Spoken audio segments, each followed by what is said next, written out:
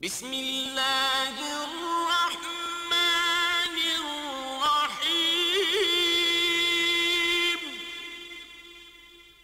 وَلَقَدْ يَسَّرْنَا الْقُرْآنَ لِلذِّكْرِ فَهَلْ مِن مُدَّكِرٍ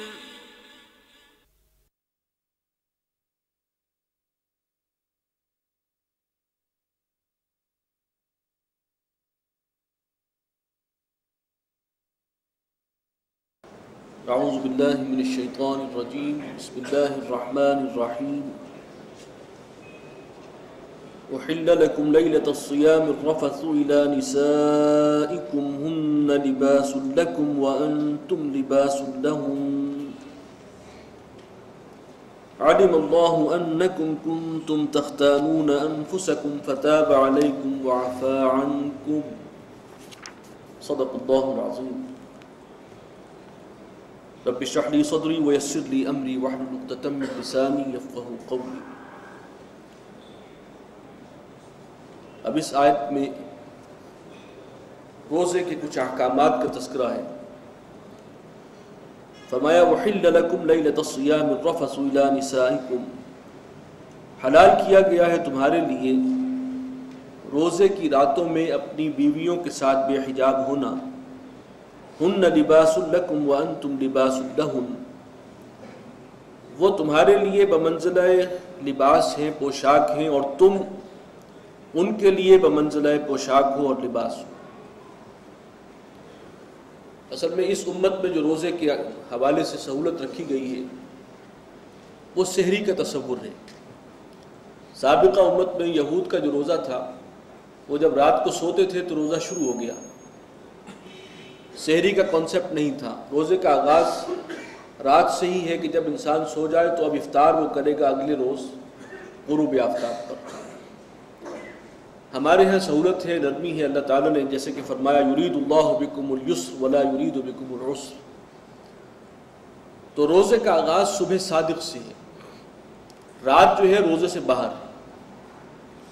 تو اس بنیاد پر یہاں پر یہ بات کہی گئی کہ روزے کی راتوں میں بیویوں کے ساتھ اپنا تعلق جو ہے اس کی پابندی نہیں ہے، وہ جائز ہے، حلال ہے۔ تمہاری بیویاں تمہارے لیے بمنزلہ لباس ہیں اور تم ان کے لیے بمنزلہ لباس ہو۔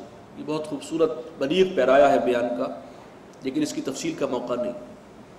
علم اللہ انکم کنتم تختانون انفسکم، اللہ کو معلوم ہے کہ تم خیانت کرتے رہے ہو اپنی جانوں کے ساتھ۔ بعض صحابہ جو ہیں اس مغالطے میں تھے کہ شاید روزے کی راتوں میں بھی وہ پابندی ہے جو یہود کے روزے کی پابندی تھی، لیکن کیونکہ اس میں ابہام تھا تو یہ اندیشہ انہیں تھا کہ شاید وہ پابندی ہے، لیکن اس کے باوجود بھی وہ اس پابندی کو پورے طور پر اس پہ عمل نہیں کر سکے اور اس میں اپنی بیویوں کے ساتھ تعلق جو ہے وہ قائم کرتے رہے۔ تو فرمایا کہ اللہ جانتا ہے کہ تم اپنی جانوں کے ساتھ خیانت کر رہے تھے، اگرچہ تم نے حرام کام نہیں کیا لیکن تم چونکہ اسے حرام سمجھ رہے تھے تو یہ اپنے آپ سے خیانت تھی۔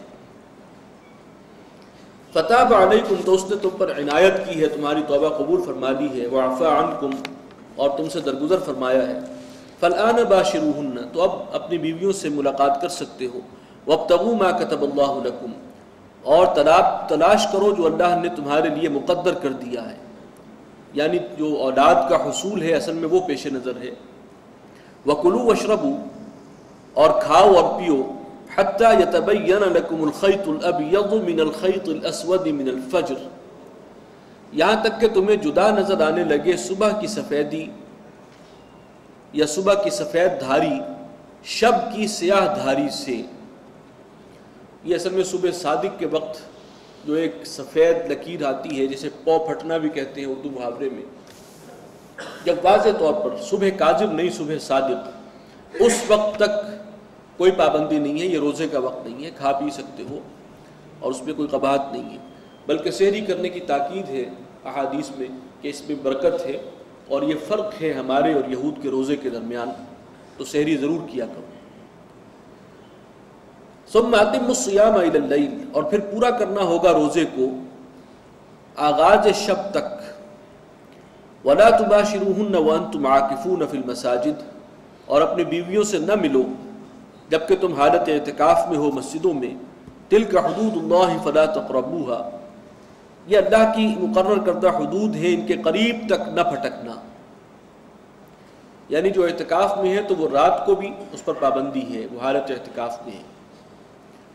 کذالک یبین اللہ آیاتہ للناس، اسی طرح اللہ تعالیٰ واضح فرماتا ہے، کھول کر بیان کرتا ہے اپنے احکام، اپنی آیات لوگوں کے لیے، لعلہم یتقون، تاکہ وہ تقوی اختیار کریں، ان کے اندر پرہیزگاری پیدا ہو۔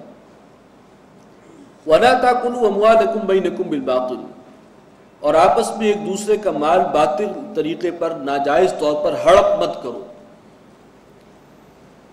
یہ اصل میں جو تقوی ہے اس کا ایک نتیجہ ہے جو انسان کے عمل میں ظاہر ہونا چاہیے۔ روزے سے تقوی حاصل ہوتا ہے، لیکن تقوی سے کیا مراد ہے؟ ایک خاص وضاقتہ ہو انسان کی، ہاتھ میں تسبیح ہو، سر پہ جبہ ہو، تو عمامہ اور جبہ قبہ جو ہے اس کی انسان جو ہے وہ شروع کر دے پابندی۔ اصل تقوی یہ ہے کہ انسان حرام سے بچے اور معاش کے اندر حرام۔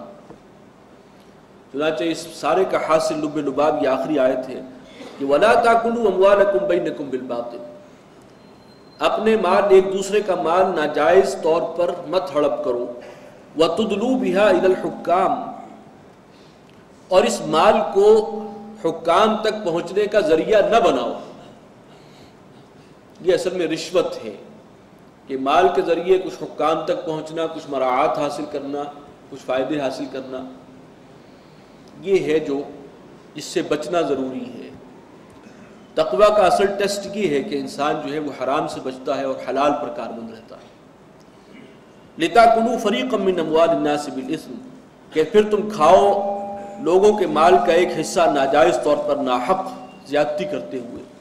ظاہر بات ہے کہ جب آپ رشوت کے ذریعے کوئی مراعات حاصل کریں گے تو کسی کا نقصان بھی کر رہے ہیں، کسی کا کوئی جائز حق تھا اسے پھلانگ کر آپ نے وہ جو ہے اس کے اوپر قبضہ کر لیا ہے۔ تو یہ سب چیزیں جو ہیں وہ ناجائز ہیں اور یہ لوگوں کے ساتھ حق تلفی ہے، ظلم ہے، زیادتی۔ وَأَنْتُمْ تَعْلَمُونَ، اور یہ تم کرتے ہو سب کچھ جانتے بوجھتے۔ يَسْأَلُونَكَ عَنِ الْأَهِلَّةِ، اے نبی آپ سے پوچھتے ہیں نئے چاند کے بارے میں۔ قُلْ هِيَ مَوَاقِيتُ لِلنَّاسِ، کہہ دیجئے کہ یہ لوگوں کے لیے اوقات کی تعیین کا ذریعہ ہے۔ ہلال جب طلوع ہوتا ہے، نئے مہینے کا آغاز ہوتا ہے، اسلامی مہینے کا، اسی سے ماہ رمضان کا آغاز ہے تو وہ نئے چاند کے ساتھ ہے۔ اور والحج، اور حج کا تعین بھی جو ہے وہ اسی حوالے سے ہے۔ ذوالحجہ کی جو تاریخیں ہیں وہ سب چاند کی تاریخیں ہیں، تو یہ پورا اسلامی کیلنڈر جو ہے وہ چاند کے ہی حوالے سے گھومتا ہے۔ وَلَيْسَ الْبِرُّ بِأَن تَأْتُوا الْبُيُوتَ مِن ظُهُورِهَا، اور یہ ہرگز کوئی نیکی کی بات نہیں ہے کہ تم اپنے گھروں میں داخل ہو پچھواڑے سے، ان کی پشت سے۔ یہ عربوں میں ایک رواج تھا کہ جب ایک دفعہ احرام باندھتے تھے حج کے لیے تو پھر ان کے گھر تو وہیں تھے، مکہ میں ہیں، احرام باندھ کے نکلے ہیں، تو اگر اس دوران گھر جانے کی ضرورت پیش آتی تھی تو دروازے سے داخل نہیں ہوتے تھے، پیچھے سے نقب لگا کے آتے تھے۔ اب یہ ایک کانسیپٹ ہے ان کا اپنا، فرمایا یہ ہرگز کوئی نیکی نہیں۔ وَلَٰكِنَّ الْبِرَّ مَنِ اتَّقَىٰ، نیکی تو اس شخص کی ہے جس نے تقوی اختیار کیا، اصل میں نیکی وہ ہے۔ وَأْتُوا الْبُيُوتَ مِنْ أَبْوَابِهَا، اور اپنے گھروں میں آیا کرو ان کے دروازوں کے ساتھ، سیدھے سیدھے دروازے سے داخل ہو۔ کس نے تمہیں روکا ہے اور خام خواہ نقب لگا کے داخل ہوتے ہو پیچھے سے؟ وَاتَّقُوا اللَّهَ لَعَلَّكُمْ تُفْلِحُونَ، اور اللہ کا تقوی اختیار کرو تاکہ تم فلاح پاؤ۔ وَقَاتِلُوا فِي سَبِيلِ اللَّهِ الَّذِينَ يُقَاتِلُونَكُمْ، اور جنگ کرو اللہ کی راہ میں ان لوگوں سے جو تم سے جنگ کرتے ہیں، قتال کرتے ہیں۔ دیکھیے یہاں پر اب قتال اور حج اس کا معاملہ جو ہے گڑبڑ ہو کر آ رہا ہے۔ بیت اللہ کو مشرکین کے تسلط سے اور وہاں پر جو بت ہیں ان کی نجاست سے پاک کرنا اب مسلمانوں کی اولین ذمہ داری ہے۔ وہ مرکز توحید جو حضرت ابراہیم نے تعمیر کیا تھا اسے پھر واقعی مرکز توحید بنانا ہے، اور مسلمان حج نہیں کر سکتے، وہاں ان کا داخلہ بند ہے، تو لہٰذا اب اس میں قتال کی ضرورت ہوگی۔ یہ وہ مشرک ہیں کہ جن تک بات پہنچ چکی ہے، حق منکشف ہو چکا، یہ اڑے ہوئے ہیں، یہ جاگ رہے ہیں، انہیں جگانے کی ضرورت نہیں ہے، یہ ڈھٹائی پر اترے ہوئے ہیں، لہٰذا ان کے لیے اب ایک